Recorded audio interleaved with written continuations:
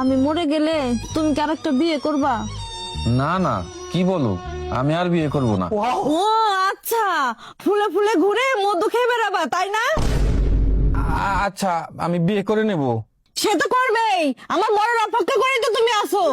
না না গো, আমি তোমাকে কিছুতেই মরতে দেব না। হ্যাঁ আমি জানি তো, আমি বিছানায় অসুস্থ হয়ে পড়ে থাকবা আর তুমি বাইরে মেয়ে নিয়ে ফুর্তি করে বেড়াবা। কি যে বলো, বাইরে ফুর্তি করতে যাবো কেন? আচ্ছা তার মানে ঘরে এনে ফুর্তি করবা? আচ্ছা মুশকিল তো, ঘরে আনতে যাবো কেন? মানে তার ঘরে যা ফুর্তি করবা? কে সেই রমণী? পাশের বাড়ির ভাবি? আমি মনে হয় বুঝি না। আরে ধুর, উনি তো বয়সে আমার অনেক বড়। ও আচ্ছা, বয়সটাও তাহলে জানা হয়ে গেছে। আরে না, আমি জানতে চাই নাকি, উনি তো নিজেই আমাকে বললো। কবে বললো? তুমি ওর বাড়িতে গেছিলা তাই না?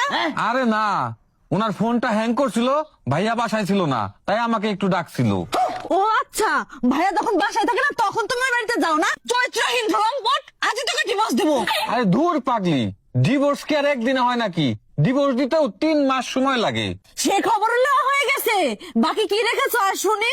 কি যে বলো, তুমি ঘুমাও তো। আমি ঘুমাই আর তুমি ভাবির সাথে ডেটিং করতে যাও তাই না? ধুর, তোমার যা মন চাই ভাবো, আমি গেলাম। আমার আর এই অশান্তি ভাল লাগে না। रुको जरा। সে তো যাবাই, তোমরা তো আগে থেকে টাইম ফিক্স করে রাখছো, তা যাবা না? যাও, আমি বুঝি না মনে হয়।